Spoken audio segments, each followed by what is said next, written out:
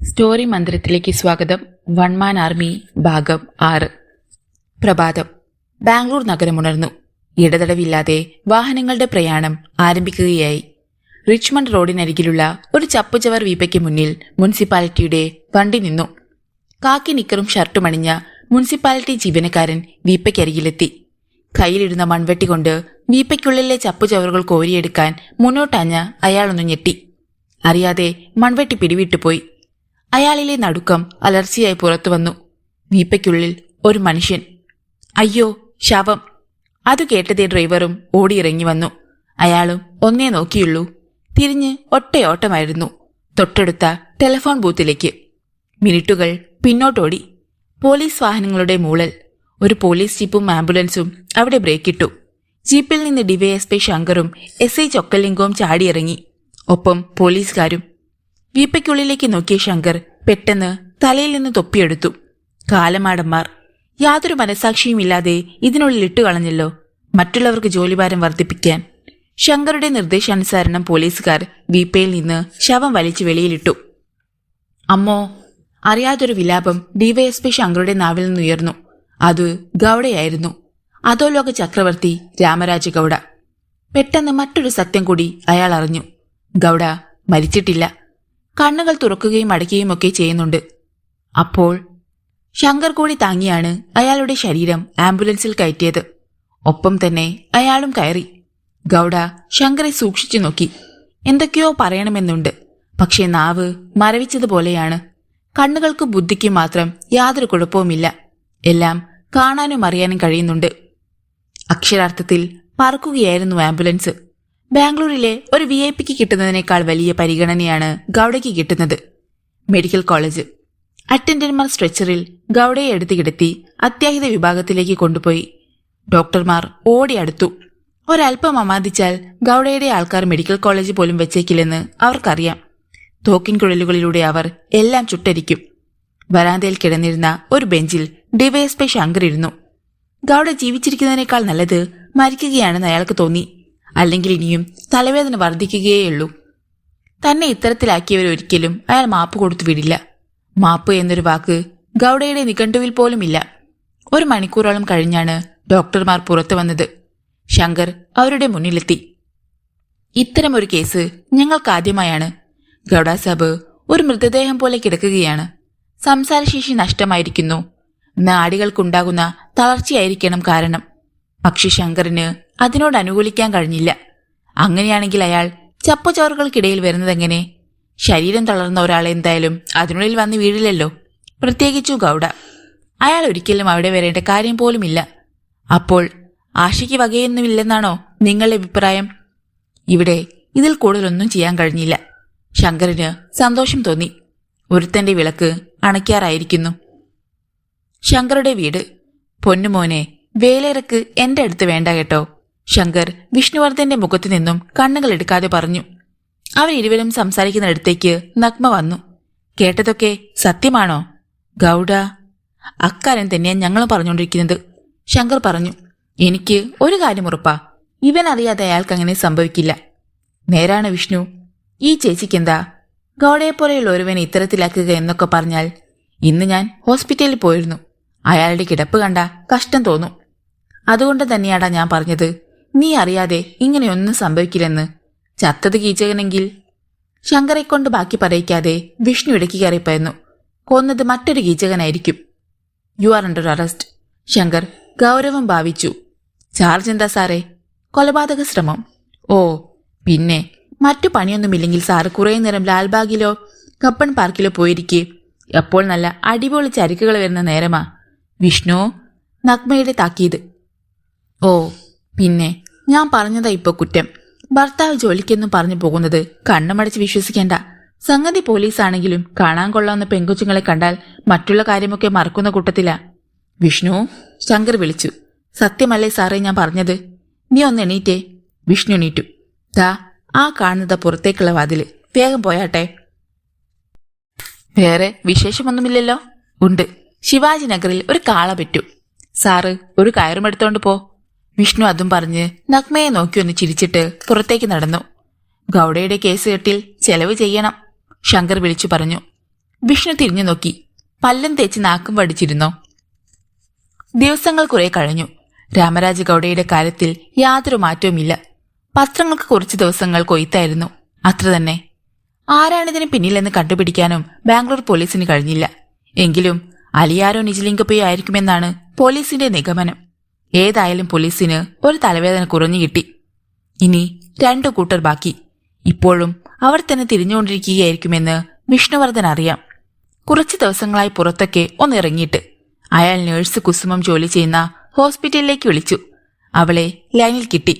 Hello, ഇത് ഞാനാ, ഒരു പാവം പയ്യൻ. വിഷ്ണു അല്ലേ? വേണ്ട വേണ്ട, ഇനി നമ്മൾ തമ്മിൽ യാതൊരു കോളുമില്ല. അതെന്താ? എത്ര ദിവസങ്ങളായി ഒന്ന് കണ്ടിട്ട്? അത്രേ ഉള്ളോ കാര്യം? ഇന്ന് തന്നെ കണ്ടുകളയാം, അതിനാ ഞാൻ വിളിച്ചത്. അയാൾ ഒരു ചൂയിങ്കം എടുത്തു. ഇന്നെങ്ങനെയാ വിഷ്ണു? അതൊന്നും എനിക്കറിയില്ല. വൈകിട്ട് 6 മണിക്ക് ഞാൻ ഹോസ്പിറ്റലിന് മുന്നിലെത്തും. അവിടെ നിങ്ങളുണ്ടാവണം. പിന്നെ ഞാൻ എന്റെ സ്വന്തം രൂപത്തിലായിരിക്കില്ലേ വരുന്നത്. പെട്ടെന്ന് അത്രയും പറഞ്ഞിട്ട് അവൾക്ക് മറുപടി നൽകാൻ അവസരം കൊടുക്കാതെ അയാൾ റിസീവർ വെച്ചു. അവളുടെ മറുപടിക്ക് വേണ്ടി കാത്തുനിന്നാൽ പെണ്ണല്ലേ, ക്ലീനായിട്ട് പറഞ്ഞു ഒഴിയുമെന്ന് അയാൾക്കറിയാം. കൃത്യം 6 മണിക്ക് വിഷ്ണു ഒരു മധ്യവയസ്കന്റെ വേഷത്തിൽ ഓട്ടോറിക്ഷയിൽ ഹോസ്പിറ്റലിന് മുന്നിലെത്തുമ്പോൾ കുസുമം കാത്തു നിൽക്കുകയായിരുന്നു. ഓട്ടോ അവൾക്കരികിൽ നിന്നു. കയറ്. ശബ്ദത്തിൽ നിന്നാണ് അവൾക്ക് ആളിനെ മനസ്സിലായത്. അവൾ ഒപ്പം കയറി.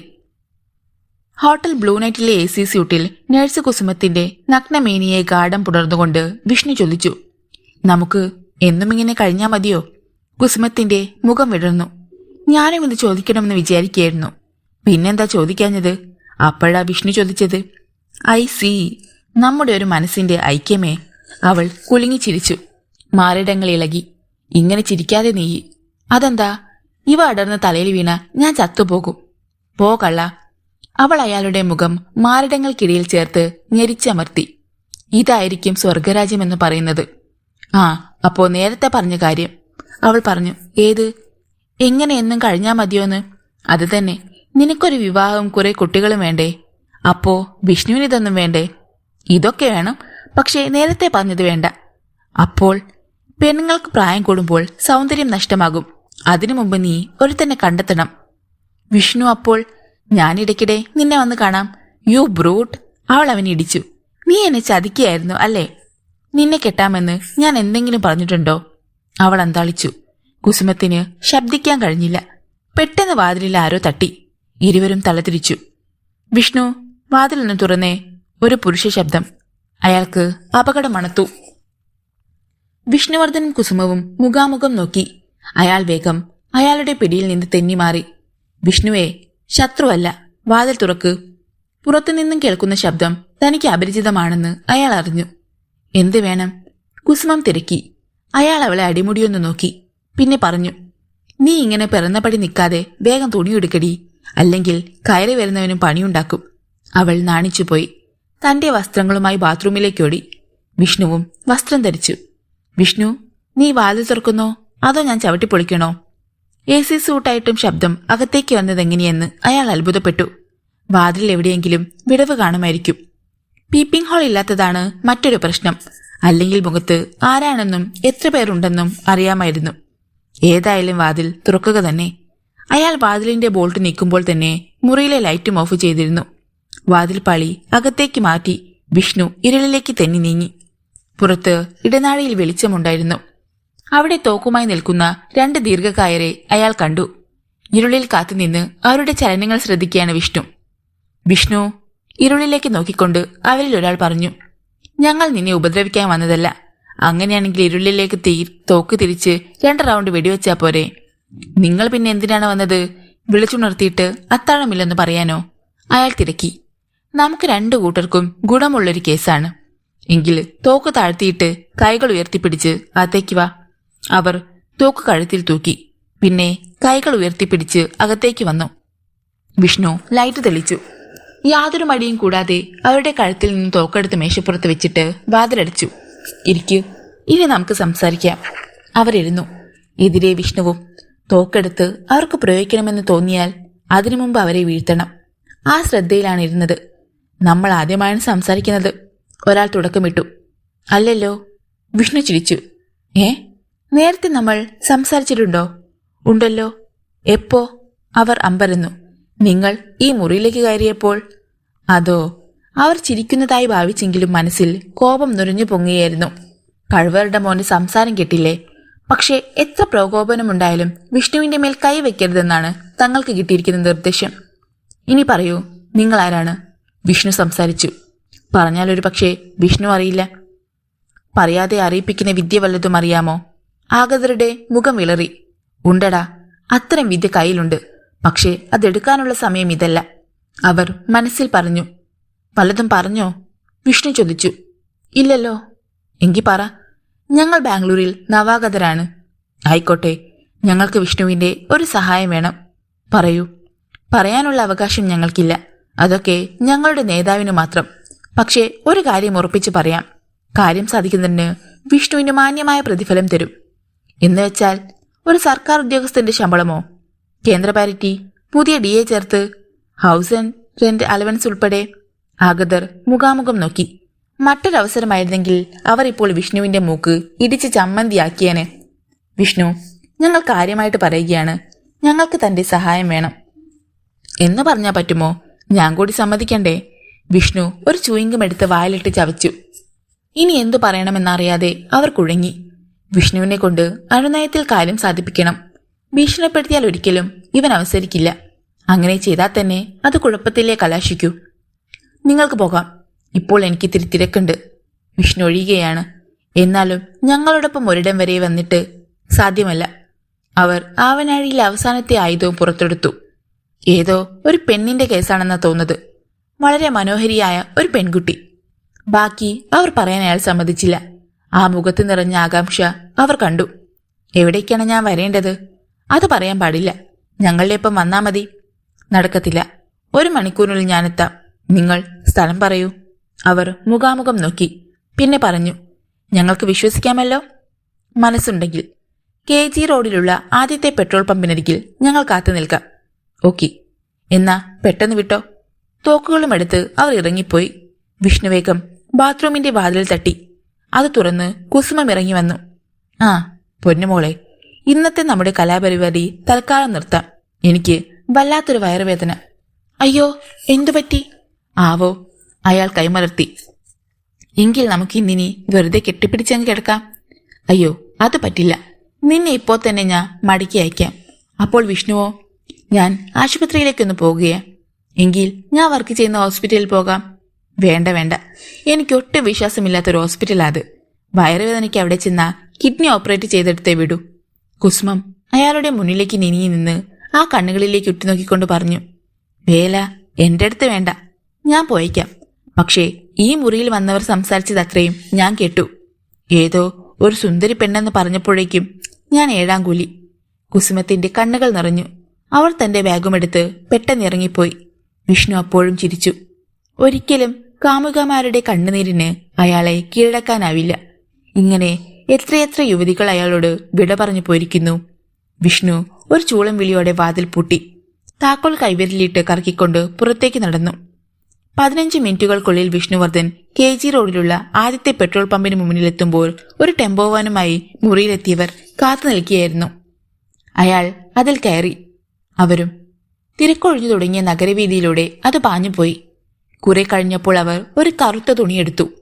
ഇതെന്തിനാ? ഞങ്ങളുടെ താവളത്തിലേക്ക് കൊണ്ടുപോകുന്നവരെയൊക്കെ ഇങ്ങനെ കണ്ണുകൾ മൂടിക്കെട്ടിയിരിക്കും. ഓഹോ, അവർ വിഷ്ണുവിന്റെ കണ്ണുകൾ മൂടിക്കെട്ടി.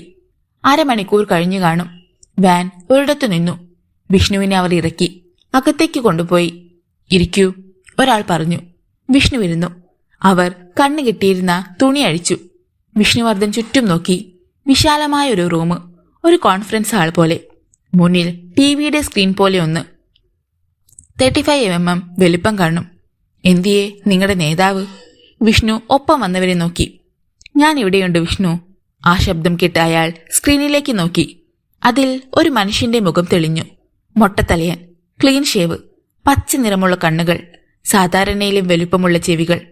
മുത്തുറാം. വിഷ്ണു പിറുപിറുത്തു. നിങ്ങൾ മരിച്ചില്ലേ? ഞാനോ? അയാൾ അലറിച്ചിരിച്ചു. 4-5 കൊല്ലം മുമ്പാണ് ബാംഗ്ലൂർ കണ്ടിട്ടുള്ള ഏറ്റവും ഭീകരനായ ക്രിമിനൽ മുത്തുറാം പോലീസിന്റെ തോക്കുകൾക്കിരയായത്. പക്ഷെ ഇപ്പോൾ എന്നെ കൊല്ലാനുള്ള ആയുധം ആരും ഇതുവരെ പണി കഴിപ്പിച്ചിട്ടില്ല വിഷ്ണു. അയാൾ വീണ്ടും ചിരിച്ചു. ബാംഗ്ലൂരിന്റെ ഭൂപടത്തിനു പിന്നിൽ ആരും അറിയാതെ ഞാനും ഉണ്ടായിരുന്നു. നിജലിംഗപ്പയെയും ആലിയാരെയും രാമരാജഗൌഡയെയും മാത്രം എല്ലാവരും കണ്ടു. പക്ഷേ അവരെക്കാളൊക്കെ ശക്തനായ എന്നെക്കുറിച്ച് ഇപ്പോൾ അറിഞ്ഞിട്ടുള്ളത് ഒരേ ഒരാൾ, നീ മാത്രം. വിഷ്ണു മിഴിച്ചിരിക്കുകയാണ്. അപ്പോൾ ജബ്ബാറിനെ കൊന്ന് ആ ശവശരീരവുമായി പോന്നത് ഇയാളായിരിക്കണം. അങ്ങനെ ചിന്തിച്ചപ്പോൾ വിഷ്ണുവിന്റെ രക്തം തിളച്ചു. എന്നെ വിളിപ്പിച്ചത്? നോക്കൂ, അയാൾ പറഞ്ഞ നിമിഷം സ്ക്രീനിൽ മറ്റൊരു കാഴ്ച തെളിഞ്ഞു. സുന്ദരിയായൊരു പെണ്ണ്, ഏറിയാൽ 20 വയസ്സ് വരും. അവളുടെ വിവിധ ദൃശ്യങ്ങൾ അവൾ അറിയാതെ എടുത്തവയാണെന്ന് വ്യക്തം. എങ്ങനെയുണ്ടവൾ? മുത്തുറാമിന്റെ ശബ്ദം. കൊള്ളാം, ഫെന്റാസ്റ്റിക്. വിഷ്ണുവിന് ഒറ്റ നോട്ടത്തിൽ തന്നെ അവളെ ഇഷ്ടമായി. അവളുമായി നീ പ്രേമത്തിലാകണം. പിന്നെ ഞാൻ തരുന്ന ഒരു സാധനം അവൾക്ക് സമ്മാനമായി കൊടുക്കണം. അതോടെ ജോലി തീർന്നു. എന്താണ് സമ്മാനം? അതൊന്നും നീ അറിയണ്ട. വേണ്ട. നിന്റെ കൂലി എത്രയാണ്? പെണ്ണുങ്ങളുടെ പിറകെ നടക്കുന്നത് മുഷിച്ചിലുള്ള പണിയാ. എന്തായാലും ഞാൻ ചെയ്യാം. ഒരു 10 ലക്ഷം മതി. 10? ഈ നിസ്സാര പ്രശ്നത്തിനോ? എങ്കിൽ നിങ്ങൾ തന്നെ അങ്ങ് ചെയ്തോ. വിഷ്ണു എണീറ്റ്. ഇരിക്ക്, പറയട്ടെ. ഇനി പറയാനൊന്നുമില്ല. Yes or no. യെസ് എങ്കിൽ റെഡി ക്യാഷ് ഉടൻ തരിക, അവളെക്കുറിച്ചുള്ള വിവരങ്ങളും. അയാൾ ഇരുന്നു. 1 ലക്ഷം അഡ്വാൻസ്, ബാക്കി ജോലി കഴിഞ്ഞ്. അങ്ങനെ ഒരു ബിസിനസ് എനിക്കില്ല. കാശ് കയ്യിലെ ദോശവായിലെ. വിഷ്ണു വീണ്ടും എണീറ്റു. ഞാൻ പോകുന്നു. വിഷ്ണു ഇരിക്ക്. സമ്മതിച്ചിരിക്കുന്നു. അയാൾ പിന്നെയും ഇരുന്നു. ഒരാൾ അവിടെ നിന്നും പോയി. ഏതാണ് പെണ്ണ്?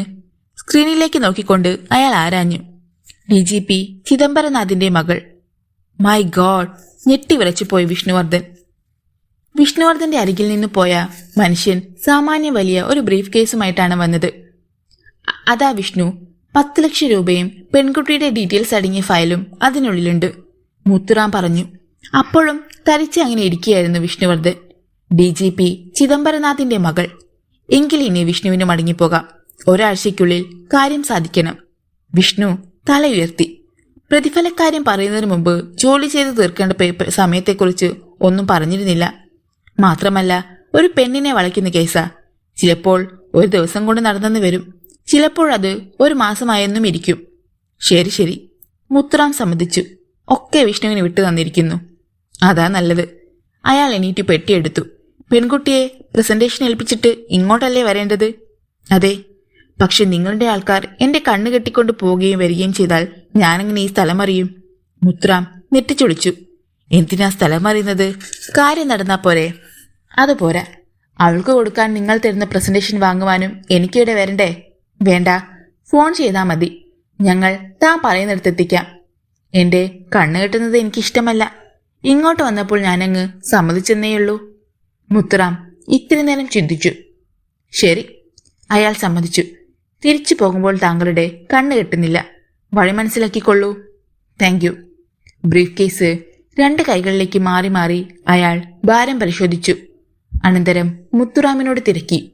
100ന്റെ നോട്ടുകളാ അല്ലേ? അതെ. അതാണ് വിഷ്ണുവർദ്ധൻ. ഒരു പെട്ടി നിറയെ നോട്ടുകൾ അടുക്കിയിട്ട് കയ്യിലേക്ക് കൊടുത്താൽ മതി. കൃത്യമായ അയാൾ എണ്ണം പറയും. പെട്ടിക്കുള്ളിൽ ഏത് നോട്ടാണെന്ന് പറയണമെന്ന് മാത്രം. ഗുഡ് നൈറ്റ് പറഞ്ഞിട്ട് വിഷ്ണു പുറത്തേക്ക് നടന്നു. മുത്തുറാമിന്റെ മുഖത്ത് ഒരു കള്ളച്ചിരി ഉണ്ടായത് വിഷ്ണു അറിഞ്ഞില്ല. അങ്ങോട്ട് കൊണ്ടുപോയവരും ഉണ്ടായിരുന്നു. തിരിച്ചു പോരുമ്പോഴും അല്പദൂരം വഴി കണ്ടപ്പോഴേ വിഷ്ണുവിന് സ്ഥലം വ്യക്തമായി കഴിഞ്ഞു. ഏതായാലും ഒരു വെടിക്ക് 2 പക്ഷികളെ വീഴ്ത്തുകയാണ് മുത്തുറാമിന്റെ ഉദ്ദേശമെന്ന് വിഷ്ണുവർദ്ധൻ മനസ്സിലായി കഴിഞ്ഞു. ഒന്ന്, വർഗശത്രുവായ അല്ലെങ്കിൽ ജന്മശത്രുവായ ചിദംബരനാഥിനോട് പകവീട്ടുക. അയാളാണല്ലോ മുത്തുറാമിനെ ഒതുക്കിയത്. 2ാമത്, തന്നോടും കണക്ക് തീർക്കലാകും. അവർ അമേരിക്കയിൽ നിന്ന് കൊണ്ടുവന്ന ശവശരീരം താനാണല്ലോ അടിച്ചു മാറ്റിയത്. കുറുക്കന്റെ ബുദ്ധിയാണ് മുത്തുറാം ഉപയോഗിച്ചിരിക്കുന്നത്. താൻ ചിദംബരനാഥിന്റെ മകളുമായി പ്രണയത്തിലായാൽ ആ വിവരം ആരെങ്കിലുമൊക്കെ അറിഞ്ഞെന്നിരിക്കും. പിന്നീട് അവളെയോ ചിദംബരത്തിനെയോ തട്ടിയിട്ട് കുറ്റം തന്റെ മണ്ടയിലാക്കാം. അല്ലെങ്കിൽ അവൾക്ക് കൊടുക്കാൻ അയാൾ തരുന്ന പ്രസന്റേഷനിൽ വല്ല ബോംബോ മറ്റോ ആയിക്കോടെ. ബോംബ് സ്ഫോടനത്തിൽ ചിദംബരനാഥിന്റെ കുടുംബത്തിലെ മുഴുവൻ പേരും കൊല്ലപ്പെടുന്നു. എല്ലാം അറിയാവുന്ന താൻ മാത്രം ബാക്കി. ഒളിഞ്ഞിരുന്ന് വെടിവെച്ച് തന്നെ കൂടി ഇല്ലാതാക്കിയാൽ സംഗതി ക്ലീൻ. ആരിങ്ങനെ ചെയ്തെന്ന് ഒരുത്തനും അറിയില്ല. ഇത്രയും കാലം കഴിഞ്ഞതുപോലെ മുത്തുറാം പിന്നെയും ആരും അറിയാതെ ജീവിക്കും. അങ്ങനെ കഴിയാൻ വേണ്ടി തന്നെയാണ് മുത്തുറാം തന്നെക്കൊണ്ട് ഇങ്ങനെ ഒരു കളി കളിപ്പിക്കുന്നത്. അല്ലെങ്കിൽ അയാൾക്ക് നേരിട്ടൊരു അറ്റാക്കിലൂടെ എല്ലാം തീർക്കാവുന്നതേയുള്ളൂ. പോലീസ് ഫയലുകളിൽ മുത്തുറാം ഇന്ന് ജീവനോടില്ല. അതുകൊണ്ടുകൂടിയാണ് അയാൾ രംഗത്ത് വരാതെ മറഞ്ഞു നിൽക്കുന്നത്. വാൻ ഒരിടത്ത് നിന്നപ്പോഴാണ് വിഷ്ണു ചിന്ത വിട്ടുണർന്നത്. താൻ അങ്ങോട്ട് പോയ സ്ഥലം പെട്രോൾ പമ്പിനരികിലാണ് വാൻ നിൽക്കുന്നത്. കുറെ കൂടി പോട്ടെ, വിഷ്ണു പറഞ്ഞു. ഇന്നിനി ടാക്സി വിളിക്കാതെ വീടെത്താം. വാൻ മുന്നോട്ട് നീങ്ങി. വീടിന് 10-25 മീറ്റർ അകലെ വിഷ്ണു ഇറങ്ങി. വാൻ തിരിച്ചുപോയി. പെട്ടിയും തൂക്കി വിഷ്ണു നടന്നു. എങ്ങോട്ടാ ഈ രാത്രിയിൽ? ഒരു ശബ്ദം. വെറുതെ നടക്കാനിറങ്ങിയതാ. പറഞ്ഞുകൊണ്ട് അയാൾ തിരിഞ്ഞപ്പോഴേക്കും തന്നെ ഒരു സംഘം ആൾക്കാർ വരഞ്ഞിരിക്കുന്നതാണ് കണ്ടത്. ഇരുളിൽ പെട്ടെന്നൊരു വാഹനത്തിന്റെ ലൈറ്റ് തെളിഞ്ഞു. ഹലോ, ഓർമ്മയുണ്ടോ? പരിഹാസം നിറഞ്ഞ ശബ്ദം. ആ മനുഷ്യനെ വിഷ്ണു തിരിച്ചറിഞ്ഞു. കണ്ണപ്പ, നിജലിംഗപ്പയുടെ വലങ്കൈ. ഇവർക്കിടയിൽ നിന്നും തനിക്ക് രക്ഷപ്പെടാൻ കഴിയില്ലെന്ന് അയാൾക്കുറപ്പായി. എങ്കിലും ഭയമുള്ളിലൊതുക്കി അയാൾ ചിരിച്ചു. എന്തുണ്ട് വിശേഷം? സുഖമല്ലേ? അതെ അതെ. പിന്നെ അന്നെന്താ ഞങ്ങളുടെ ആരോഗ്യമൊന്നും പറയാതെ ഇങ്ങ് പോന്നു കളഞ്ഞത്? അതോ, എത്ര നേരം ആ തലകീഴായിട്ട് കിടക്കുന്നത്, അതുകൊണ്ട് ഞാൻ ഇങ്ങ് പോന്നു. എന്നാ നമുക്കൊന്നുകൂടി ഇങ്ങോട്ട് പോയാലോ? ഞാൻ നാളെ വരാം. ഇന്നൽപ്പം തിരക്കില്ല. പറഞ്ഞു നിർത്തും മുമ്പ് അടി വീണു കഴിഞ്ഞു. പ്രതികരിക്കാൻ കഴിയും മുമ്പ് വിഷ്ണു വാഹനത്തിനുള്ളിലായി. ഇരുളിന്റെ മാറുപിറന്ന് അത് മുന്നോട്ട് പാഞ്ഞു. നിജലിംഗപ്പയുടെ കാൽക്കൽ വിഷ്ണുവർദ്ധൻ തല്ലി അലച്ചു വീണു. അയാളുടെ ഷൂസ് അണിഞ്ഞ കാൽ വിഷ്ണുവിന്റെ നെഞ്ചിലമർന്നു. ബ്ലഡി ബീച്ച്, എന്നെ കബളിപ്പിക്കാമെന്ന് നീ കരുതി അല്ലേ? നിജലിംഗപ്പ പല്ല് കടിച്ചു. നിങ്ങൾ കാലെടുക്ക്. ഞാൻ അങ്ങനെയൊന്നും കരുതിയിട്ടില്ല, വിഷ്ണു പറഞ്ഞു. കാലല്ല, നിന്റെ ജീവനാ ഞാൻ എടുക്കാൻ പോകുന്നത്. നിജലിംഗപ്പ വിഷ്ണുവിനെ പിടിച്ചുയർത്തി.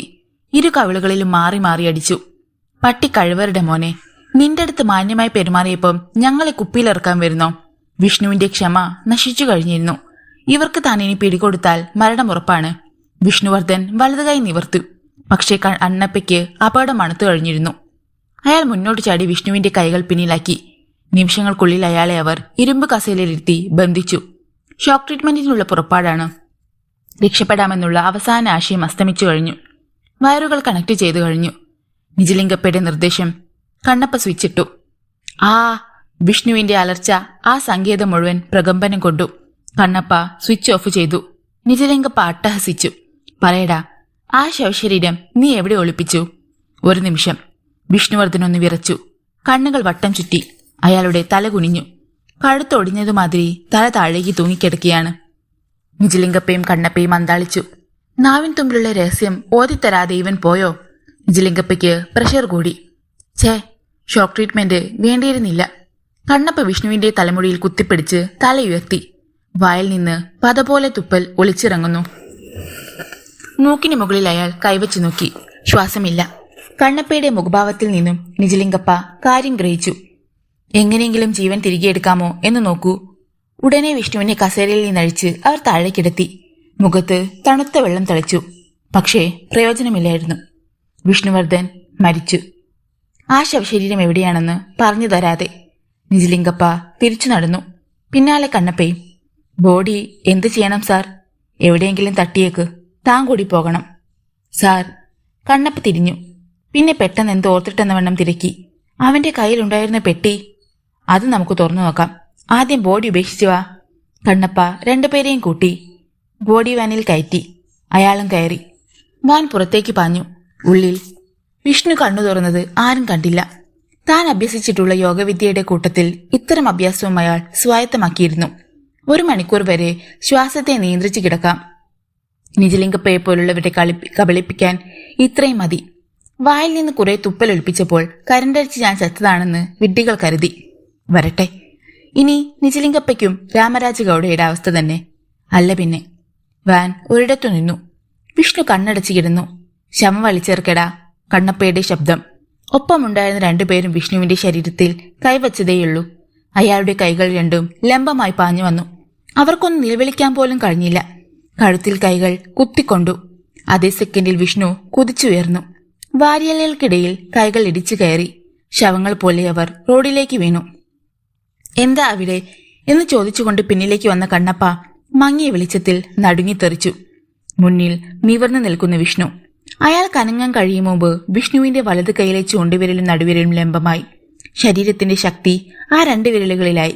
ഒറ്റ കുത്തായിരുന്നു വിഷ്ണു. കണ്ണപ്പയുടെ നിലവിളി ദിഗന്തം പിളർന്നു. അയാളുടെ കണ്ണുകളിലാണ് വിരൽ തറഞ്ഞിരുന്നത്.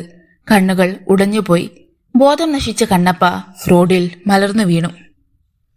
പൊന്നുമോനെ, വിഷ്ണുവർദ്ധനോട് കളിച്ചാൽ എങ്ങനെയിരിക്കുമെന്ന് ഇപ്പോൾ മനസ്സിലായല്ലോ. ഇനിയുള്ള കാലം നിനക്ക് കണ്ണുകളില്ലാതെ സുഖമായി കഴിയാം. നിനക്ക് കണ്ണുകൾ ദാനം ചെയ്യാൻ തക്ക മഹാമനസ്കുള്ളവരൊന്നും ഇന്ന് ഈ ബാംഗ്ലൂരിലില്ല. വിഷ്ണു പറഞ്ഞത് കണ്ണപ്പ കേട്ടില്ല. കണ്ണുകൾ നഷ്ടപ്പെട്ട അയാൾ തറയിൽ കിടന്ന് പിടയുകയായിരുന്നു. ഇത്രയും കണ്ടപ്പോഴേക്കും വാനിന്റെ ഡ്രൈവർ ഇറങ്ങി ജീവനും കൊണ്ട് ഓടി. തൽക്കാലം എനിക്ക് നിന്റെ വസ്ത്രം വേണം പറഞ്ഞുകൊണ്ട് അയാൾ കണ്ണപ്പയുടെ പാന്റും ഷർട്ടും അഴിച്ചെടുത്തു. പിന്നെ വന്ന് വാനിൽ കയറി. അത് നേരെ തന്റെ വീട്ടിലേക്ക് തന്നെയാണ് വിട്ടത്. അവിടെ തന്റെ രഹസ്യമുറിയിലെത്തിയ വിഷ്ണുവർദ്ധൻ കണ്ണപ്പയുടെ വസ്ത്രങ്ങൾ ധരിച്ചു. കണ്ണപ്പയുടെ മുടി പോലെ തോന്നുന്ന ഒരു വിഗ് വെച്ചു. മുഖത്ത് ഹൈബ്രോ പെൻസിൽ കൊണ്ട് ചില വരകളും അല്പം മീശയും പിടിപ്പിച്ചു കഴിഞ്ഞപ്പോൾ ഒറ്റ നോട്ടത്തിൽ വിഷ്ണു കണ്ണപ്പയായി. കണ്ണാടിയിൽ നോക്കി തന്റെ ഈ രൂപത്തിൽ സംതൃപ്തനായ വിഷ്ണുവർദ്ധൻ ഹൃതിയിൽ പുറത്തേക്ക് ചുവടുകൾ വെച്ചു. വാനിൽ കയറി. ഇനി നിജലിംഗപ്പയുടെ താവളത്തിലേക്ക്.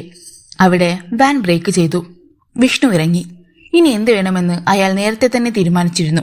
നിജലിംഗപ്പയുടെ താവളത്തിലേക്ക് കടന്നു ചെല്ലുമ്പോൾ എല്ലാവരും അയാളെ വണങ്ങി. അതാണല്ലോ കണ്ണപ്പയ്ക്ക് അവിടെയുള്ള സ്ഥാനം. നിജലിംഗപ്പയുടെ പേഴ്സണൽ സെക്രട്ടറിയും അംഗരക്ഷനും എല്ലാം കൂടിയാണല്ലോ കണ്ണപ്പ. വിഷ്ണു നേരെ നിജലിംഗപ്പയുടെ മുന്നിലെത്തി. അസ്വസ്ഥതയോടെ ഇരുന്ന് മദ്യപിക്കുകയായിരുന്നു അയാൾ. കണ്ണപ്പയുടെ വേഷത്തിൽ വന്ന വിഷ്ണുവിനെ അത്ര ശ്രദ്ധിക്കാതെ അയാൾ പറഞ്ഞു, കഴിക്കൂ. സംശയം തോന്നാതിരിക്കാൻ വിഷ്ണു ഒരു ഗ്ലാസ്സിൽ കുറച്ചു പകർന്നു. അവന്റെ ശവം എവിടെ കളഞ്ഞു?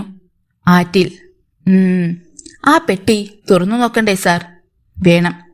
മദ്യം തലയ്ക്ക് പിടിച്ചത് കാരണം വിഷ്ണുവർദ്ധന്റെ ശബ്ദം അത്ര വേഗമൊന്നും നിജലിംഗപ്പയ്ക്ക് മനസ്സിലാകുമായിരുന്നില്ല. അയാൾ മുറിയുടെ മൂലയിലിരുന്ന പെട്ടിക്ക് നേരെ കൈ ചൂണ്ടി. തുറന്നു നോക്കൂ. വിഷ്ണു ആ പെട്ടിയെടുത്ത് ടീപ്പോയിൽ വെച്ചു. പിന്നെ വാതിലടച്ചു. എന്തിനാ വാതിലടച്ചത്? ദാ ഇതിന് പറഞ്ഞതും വിഷ്ണു തന്റെ വിഗ് വലിച്ചു മാറ്റി.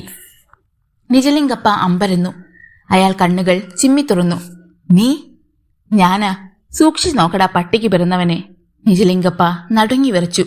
വിഷ്ണു, നീ മരിച്ചില്ലേ? അയാൾ ചിരിച്ചു. ഞാൻ മരിക്കാനോ? നിന്നെ ഇങ്ങനെ വിട്ടിട്ടോ? വിഷ്ണുവിന് പാഴാക്കാൻ സമയമില്ലായിരുന്നു.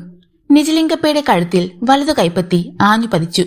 ഇനി പേടിക്കാനില്ലെന്ന് വിഷ്ണു ആശ്വാസത്തോടെ ഓർത്തു.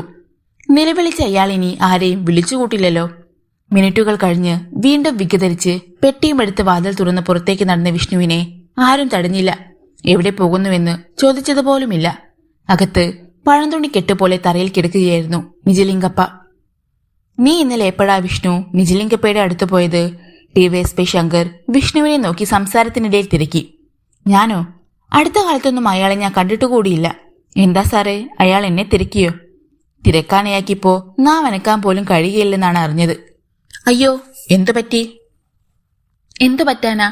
രാമരാജ കിടക്കുന്ന ഹോസ്പിറ്റൽ തന്നെയുണ്ട്. നിജലിംഗപ്പയും തൊട്ടടുത്ത മുറിയിൽ. ഗൗഡയ്ക്ക് പറ്റിയതുപോലെ തന്നെ അയാൾക്കും.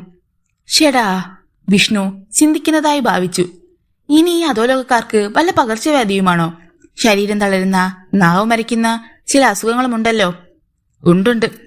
എന്തായാലും വൈകിട്ട് ഒരു ഫുഡ് ബോട്ടിൽ റോയൽ സല്യൂട്ട് നീ വാങ്ങേണ്ടി വരും. എന്തിന്? എനിക്ക് ചിലവ് ചെയ്യാൻ. നിജലിംഗപ്പയെ ഇങ്ങനെയാക്കിയത് ആരാണെന്ന് എനിക്കറിയാം. എങ്കിൽ അയാൾക്ക് റോയലായൊരു സല്യൂട്ട് അടിച്ച് സാറ് പോയി കിടന്നുറങ്ങാൻ നോക്ക്. പറഞ്ഞത് വിഷ്ണു പുറത്തേക്ക് നടന്നു. എടാ അവിടെ നിൽക്കാൻ. ഇപ്പൊ പറ്റില്ല സാറേ. നല്ല പൈങ്കിളി പോലത്തെ ഒരു പെങ്കുച്ചിനെ വളയ്ക്കാമെന്ന് ഒരാൾക്ക് വാക്ക് കൊടുത്തുപോയി. അവന്റെ പോക്കു നോക്കി ശങ്കർ ഇരുന്നു. എയർപോർട്ട് റോഡിലാണ് DGP ചിദംബരനാഥിന്റെ വീട്. 2 നിലകളുള്ള മനോഹരമായൊരു കെട്ടിടം. ചുറ്റും കനത്ത മതിൽക്കെട്ടും ഗേറ്റിൽ ഗൂർക്കയുമൊക്കെയുണ്ട്. അകത്ത് കമ്പിയഴികളുള്ള കൂട്ടിൽ കൂട്ടൻ 4 അൽസേഷ്യൻ നായ്ക്കൾ കിടപ്പുണ്ട്. വിശാലമായ മുറ്റത്ത് നിറയെ ചെടികളാണ്. അവയിൽ അപൂർവം ചിലവ വരെയുണ്ട്. എല്ലാ ചെടികളുടെയും മേൽനോട്ടം രംഭയ്ക്കാണ്. രംഭ പേര് പോലെ തന്നെ അവളൊരു സ്വർഗലോക സുന്ദരിയാണ്. BSc കഴിഞ്ഞു നടക്കുന്നു. ടെന്നീസിലും ഷട്ടിൽ കളിയിലുമൊക്കെയാണ് താല്പര്യം. DGP ചിദംബരനാഥിന്റെ ഏക മകൾ. അമ്മ രാജലക്ഷ്മി ഡോക്ടറാണ്. ബാംഗ്ലൂരിലെ പ്രസിദ്ധമായ ഒരു സ്വകാര്യ ആശുപത്രിയിലാണ് വർക്ക് ചെയ്യുന്നത്. ഇക്കാര്യങ്ങളെല്ലാം വിഷ്ണു മുത്തുറാൻ കൊടുത്ത ഫയലിൽ നിന്നാണ് അറിഞ്ഞത്. അയാൾ ബാക്കി കൂടി വായിച്ചു. ഇനി എവിടെയാണ് തുടങ്ങേണ്ടതെന്ന് ചിന്തിച്ചു. ആ രാത്രി അയാൾ പല വഴികളെക്കുറിച്ചും ചിന്തിച്ചു. സ്പോർട്സിലൊന്നും താനും ഒട്ടും മോശമല്ല. പക്ഷേ പ്രാക്ടീസ് ഇല്ല. ആ ഒരു പ്രശ്നമേയുള്ളൂ. എന്തായാലും ഉറങ്ങും മുമ്പ് അവൻ ചില തീരുമാനങ്ങൾ കൈക്കൊണ്ടിരുന്നു. പ്രഭാതം. Airport road. ഇളം മഞ്ഞിന്റെ ഒരു ആവരണം പ്രകൃതിയിൽ തങ്ങി നിൽപ്പുണ്ട്. ചിദംബരനാഥിന്റെ വീടിന് മുന്നിലെ ഗേറ്റ് തുറക്കപ്പെട്ടു. വെള്ള ബനിയനും മുട്ടോളം എത്തുന്ന നിക്കറും ക്യാൻവാസ് ഷൂസും ഹാറ്റും ധരിച്ച് രംഭ റോഡിലെത്തി. അവരുടെ പതിവ് ജോഗിങ്ങിന് സമയമായിരിക്കുന്നു. രംഭ സാവധാനം ഓടാൻ തുടങ്ങി. കുറച്ചു പിന്നിൽ ഒരു വൃക്ഷച്ചുവട്ടിൽ ബൈക്ക് വെച്ചിട്ട് അതിന്റെ സീറ്റിൽ കയറി ഇരിപ്പുണ്ടായിരുന്ന വിഷ്ണു. അയാളുടെ വേഷവും ഏതാണ്ട് അവളുടേതുപോലെ തന്നെയാണ്. ഒരു നിമിഷം അവളുടെ ശരീരവടിവ് നോക്കി അങ്ങനെ തന്നെ ഇരുന്നു പോയി വിഷ്ണുവർദ്ധൻ. ബ്യൂട്ടിഫുൾ. പെട്ടെന്ന് ബോധോദയം ഉണ്ടായതുപോലെ അയാളും ബൈക്കിൽ നിന്നിറങ്ങി ഓടാൻ തുടങ്ങി. കണ്ണുകൾ അവളുടെ നിതംബത്തിന്റെ താളാത്മകമായ ചലനത്തിലായിരുന്നു. രംഭയുടെ ഒപ്പമെത്താൻ അയാൾക്ക് കുറച്ച് സ്പീഡിൽ ഓടേണ്ടി വന്നു. ഇരുവരും ഏതാണ്ട് ഒപ്പത്തിനൊപ്പമായി. വിഷ്ണു ഇടം കണ്ണിട്ട് നോക്കി. അമ്പോ, അറിയാതെ പെറുപെടുത്തു. ആ മുഴുത്ത മാറിടങ്ങൾ ബനിയനുള്ളിൽ കിടന്ന് തുള്ളിക്കളിക്കുകയാണ്. രംഭ തല തിരിച്ച് അയാളെ ഒന്ന് നോക്കി. അയാൾ തന്റെ ഏറ്റവും മികച്ച ചിരികളിലൊന്ന് അവൾക്ക് സമ്മാനിച്ചുകൊണ്ട് പറഞ്ഞു, ഗുഡ് മോർണിംഗ്. അവൾ തല വെട്ടിത്തിരിച്ചു. വിഷ്ണു ചുറ്റും നോക്കി. ആരും കണ്ടില്ല. റോഡ് ഏതാണ്ട് വിജനമാണ്. വാഹനങ്ങളുടെ വരവ് ആയി തുടങ്ങിയിട്ടേയുള്ളൂ. രംഭ ഓടിക്കൊണ്ടിരുന്നു. വിഷ്ണു, ഞാനിന്ന് ആദ്യമായിട്ടാ ഈ വഴിയിൽ. രാവിലെ ഇങ്ങനൊരു വ്യായാമം എനിക്കും പതിവാ. വിഷ്ണു പറഞ്ഞു. അവളത് ശ്രദ്ധിച്ചില്ല. മാത്രമല്ല തന്റെ വേഗത ഇത്തിരി കുറയ്ക്കുകയും ചെയ്തു. വിഷ്ണുവും അപ്രകാരം ചെയ്തു. അയാളെ കിതയ്ക്കാൻ തുടങ്ങിയിരുന്നു. ജീവിതത്തിൽ ആദ്യമായാണ് ഇത്തരമൊരു പരിപാടി. രംഭ എന്നല്ലേ പേര്? വിഷ്ണു വീണ്ടും തിരക്കി. അവൾ എന്തെങ്കിലും ഒന്ന് പറഞ്ഞിട്ട് വേണമല്ലോ സംഭാഷണം തുടങ്ങാൻ. പക്ഷെ അവൾ തിരിച്ചടിച്ചു. അല്ല, ഭദ്രകാളിന്ന്. സോറി, ആളിനെ കണ്ടാൽ അങ്ങനെ തോന്നുമെങ്കിലും പേരിങ്ങനെ സത്യസന്ധമായിരിക്കുമെന്ന് കരുതിയില്ല. അവൾ അയാളെ തുറച്ചു നോക്കി. അത് ശ്രദ്ധിക്കാതെ വിഷ്ണു പറയുകയാണ്, കോങ്കണ്ണിക്ക് പങ്കജാക്ഷിയെന്നും ഒരിക്കലും സത്യം പറയാത്തതിന് സത്യശീലനെന്നും ഒക്കെ പേരിടുന്നത് എനിക്കറിയാം. പക്ഷെ ഇങ്ങനെ സത്യസന്ധമായ ഒരു പേര് ആദ്യമായിട്ടാ. Mind your words. ഓക്കെ.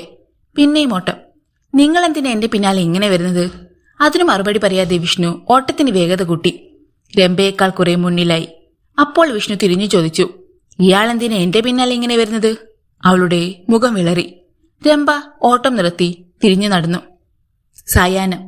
രംഭ ക്ലബിലെത്തുമ്പോൾ കൂട്ടുകാരികൾ പറഞ്ഞു, ഇന്നൊരു അതിഥിയുണ്ട്. പുള്ളിക്കാരനെ ടെന്നീസ് കളിപ്പിച്ച് തോൽപ്പിക്കുന്നവർക്ക് 10,000 രൂപ. അയാളെ തന്നെ ബെറ്റ് വെച്ചിരിക്കുക. ഞങ്ങൾ നിന്നെയും കാത്തു നിൽക്കുകയായിരുന്നു. എങ്കി അരക്കായ നോക്കിക്കളയാം. രംഭയ്ക്ക് ഉത്സാഹമായി. കൂട്ടുകാരികൾ ആ വിവരം അവളോട് പറയാൻ പോയി. രംഭ ബാറ്റുമായി ഗ്രൗണ്ടിലെത്തി. അപ്പോഴാണ് എതിരാളിയെ കണ്ടത്.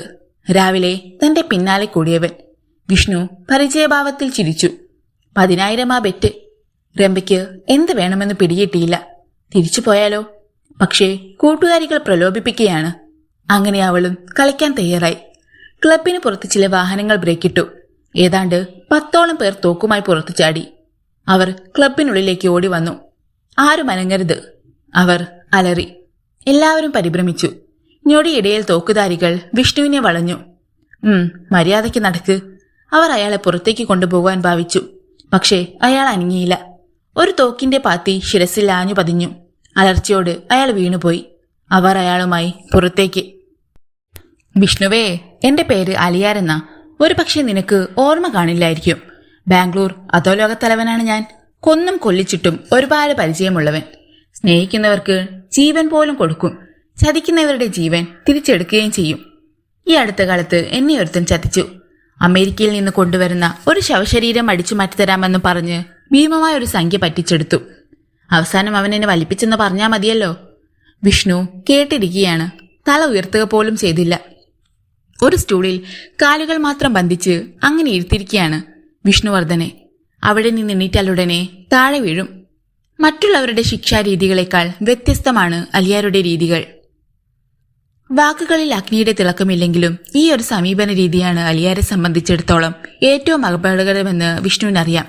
അലിയാർ തുടർന്നു, അതിരിക്കട്ടെ, നിനക്കെന്താ ടെന്നീസ് കളിയോട് ഇത്ര കമ്പം തോന്നി തുടങ്ങിയത്? 10,000 രൂപയും മറ്റും ബെറ്റ് കളിക്കാൻ മാത്രം നീ മിടുക്കനായ കളിക്കാരനാണോ? അപ്പോഴും വിഷ്ണു മിണ്ടിയില്ല. ഈ ബാംഗ്ലൂർ സിറ്റിയിൽ ഇപ്പോൾ ഞാൻ അറിയാതെ ഒരുപാട് കാര്യങ്ങൾ നടക്കുന്നുണ്ട്. അങ്ങേ ലോകത്തേക്ക് കെട്ടിയെടുത്ത വാൾട്ടർ വെങ്കടേഷ് എന്ന് പറയുന്ന എസ്പിക്ക് 2 പെൺമക്കളുണ്ട്.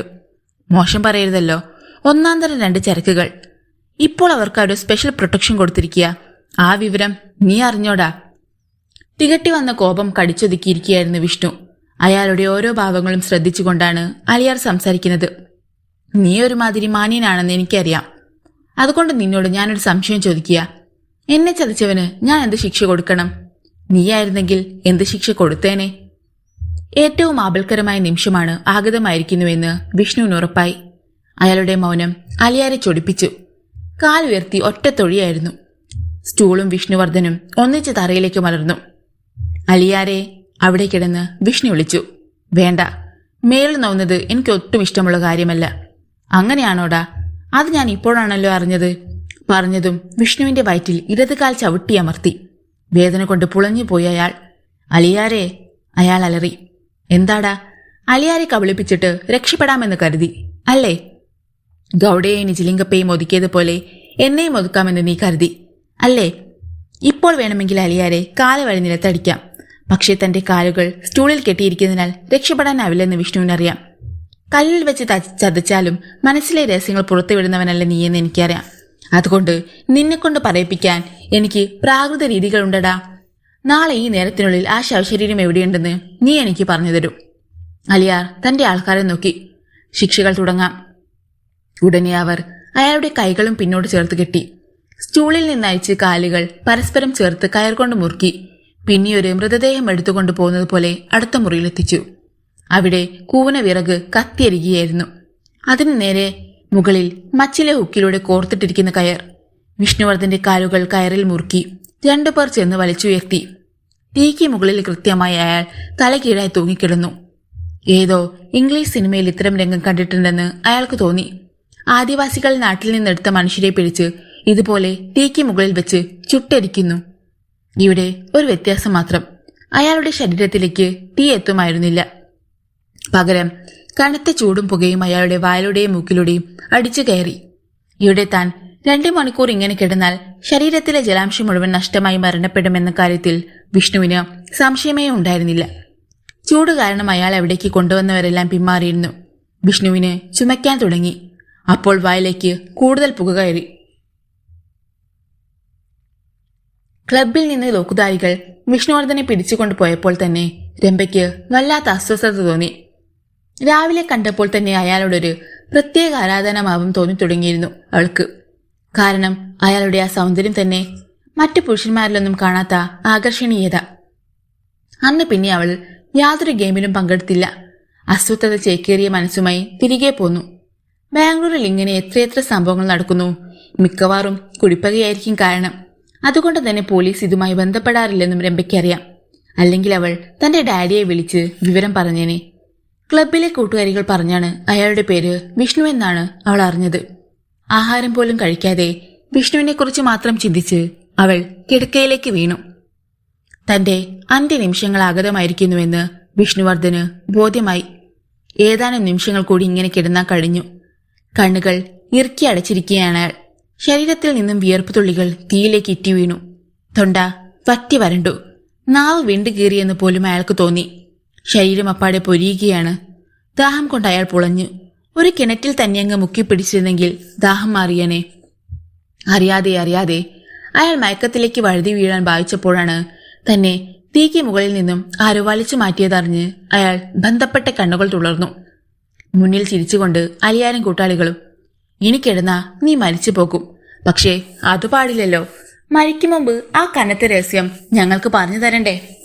അവിടെ നിന്നവർ വിഷ്ണുവിനെ മറ്റൊരു മുറിയിൽ കൊണ്ടുപോയി കസേരയിൽ ഇരുത്തി ബന്ധിച്ചു. തലയ്ക്ക് മുകളിൽ ഒരു കുടം നിറയെ ജലം തൂങ്ങിക്കിടന്നിരുന്നു. കുടത്തിന്റെ ചുവട്ടിൽ നേരിയൊരു സുഷിരം. 5 മിനിറ്റ് കഴിയുമ്പോൾ ഓരോ തുള്ളി വെള്ളം താഴേക്ക് വീഴും. കൃത്യം അയാളുടെ ഉച്ചിയിൽ. അസഹ്യമായ ദാഹത്താൽ പുളയുമ്പോൾ ശിരസിൽ ഓരോ തുള്ളി വെള്ളം വീഴുക. ഇങ്ങനെ കുറച്ചായി കഴിയുമ്പോൾ വെള്ളം വീഴാനുള്ള ആ സമയം പോലും മനസ്സിന് താങ്ങാനാവില്ല. അറിയാതെ ഭ്രാന്തമായ ഒരവസ്ഥയിൽ എത്തിച്ചേരും. പ്രാകൃതമായ ശിക്ഷാരീതി. പണ്ടുകാലത്ത് യുദ്ധത്തടവുകാരിൽ ഇത്തരം രീതികൾ പ്രയോഗിച്ചിട്ടുണ്ടെന്ന് വിഷ്ണു കേട്ടിട്ടുണ്ട്. അവരിൽ നിന്നും രഹസ്യങ്ങൾ ചോർത്തിയെടുക്കുവാൻ ഇത് അത്യുത്തമമായിരുന്നു പോലും. വിഷ്ണുവിന്റെ തലയ്ക്കുള്ളിൽ ഒരു പെരുപ്പ് അനുഭവപ്പെട്ടു തുടങ്ങി.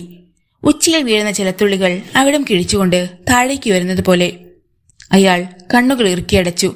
മനസ്സിനെ ഏകാഗ്രമാക്കാൻ ശ്രമിച്ചു. എന്തു വന്നാലും തനിക്ക് ചിത്തഭ്രമം ഉണ്ടാകില്ലെന്ന് സ്വയം വിശ്വസിക്കാൻ തുടങ്ങി. വിഷ്ണു കസേരയോടൊപ്പം തന്നെ എണീക്കുവാൻ ശ്രമിച്ചു. കഴിഞ്ഞില്ല. കസേര തറയിൽ ഉറപ്പിച്ചിരിക്കുകയായിരുന്നു. സമയം എഴിഞ്ഞു. വിഷ്ണു സാർ, ആരോ വിളിക്കുന്നു. അതോ തോന്നലോ? അയാൾ കണ്ണുകൾ തുറക്കാൻ ശ്രമിച്ചു. കഴിയുന്നില്ല. അതിനുള്ള ശക്തി പോലും നഷ്ടമായിരിക്കുന്നു. പെട്ടെന്ന് തന്റെ ബന്ധങ്ങൾ മുറിച്ചു പാറ്റിയപ്പെട്ടതുപോലെ തോന്നി. കാലുകൾ ചലിപ്പിക്കാൻ ശ്രമിച്ചു. അതിനും കഴിയുന്നില്ല. തന്നെ ആരോ ഉയർത്തി തോളിലിട്ടുകൊണ്ട് നടന്നു പോകുന്നത് വിഷ്ണുവർദ്ധൻ അറിഞ്ഞു. ആര്? വിഷ്ണുവർദ്ധൻ കണ്ണുകൾ തുറന്നു. അപ്പോൾ മുന്നിൽ അയാൾക്ക് ഒരു പരിചയമുള്ള മനുഷ്യനായിരുന്നു. അലിയാരുടെ താവളത്തിൽ വിഷ്ണുവിന്റെ രഹസ്യ ഏജന്റായി വർക്ക് ചെയ്ത് കനത്ത ശമ്പളം പറ്റുന്നവൻ. മറ്റുള്ളവർ ഒഴിഞ്ഞിട്ട് വേണ്ടേ സാറിന്റെ അടുത്ത് വരാൻ? അതുകൊണ്ടാണ് ഞാൻ അല്പം വൈകിപ്പോയത്. അതുമാത്രമല്ല, അലിയാരുടെ താവളത്തിന്റെ ഓരോ കോണിലും ഷോർട്ട് സർക്യൂട്ട് വീഡിയോ ക്യാമറകൾ ഒളിഞ്ഞിരിപ്പുണ്ട്. അതിനാൽ ഞാൻ ആദ്യം കൺട്രോൾ റൂം സിസ്റ്റം അപ്പാരം താറുമാറാക്കി. വിഷ്ണു ചിരിച്ചു. എന്റെ ജീവൻ മടക്കി തന്ന നിനക്ക് 5 ലക്ഷം രൂപ ഞാൻ കൂടുതൽ തരുന്നുണ്ട്. അതൊന്നും വേണ്ട സാർ. വേണം. നമ്മളിപ്പോൾ അലിയാരുടെ താവളത്തിനുള്ളിലോ പുറത്തോ? പുറത്താണ്. എങ്കിൽ എനിക്ക് വീണ്ടും അവിടേക്കൊന്ന് പോകണം. ഈ രാത്രി തന്നെ. എന്തിനാണ് സാർ? അലിയാരുടെ അധോലോകത്തിന്റെ പുതിയ നായകൻ ഇനി നീയാണ്.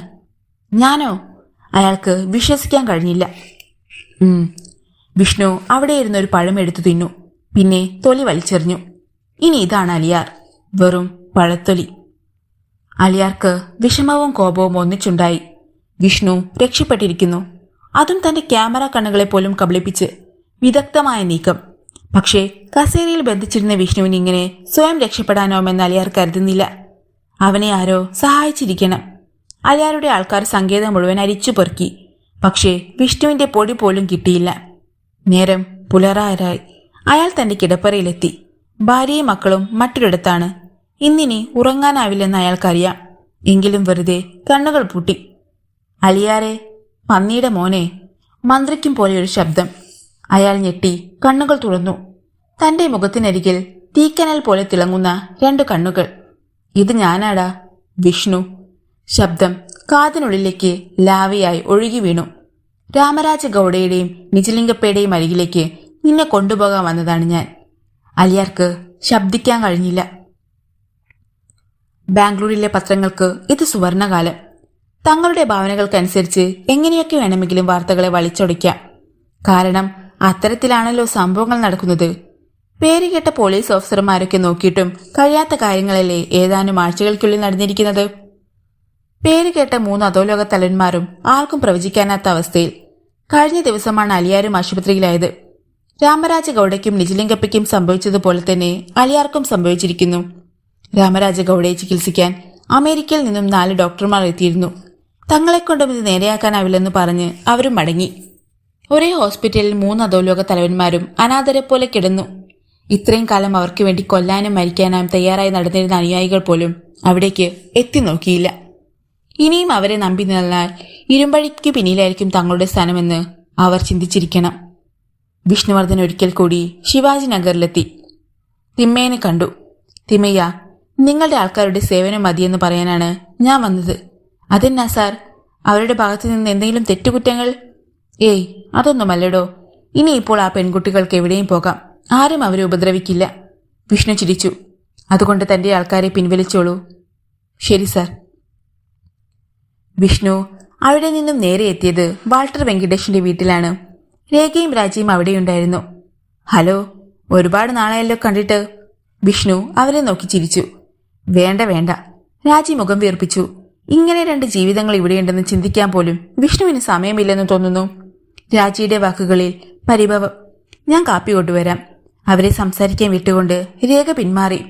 രാജി അയാളുടെ മുഖത്തേക്ക് തന്നെ നോക്കിയിരുന്നു. വിഷ്ണു കണ്ണിറക്കി. ഇനി നിങ്ങൾക്ക് ആരെയും ഭയപ്പെടേണ്ടി നടക്കാം. ഇനി ആരും നിങ്ങളെ വേട്ടയാടാൻ വരില്ല. വരേണ്ടവർ ആശുപത്രി കിടക്കകളിലാണ്. അതൊന്നും താല്പര്യമുള്ള കാര്യമല്ല എന്ന ഭാവത്തിൽ രാജി തലയിളക്കി. എനിക്ക് വിഷ്ണുവിനൊരു പ്രധാനപ്പെട്ട കാര്യം പറയാനുണ്ട്. ഒന്നല്ല, 2 കാര്യങ്ങൾ പറഞ്ഞോളൂ. നമ്മുടെ കാര്യം എങ്ങനെയാണ്?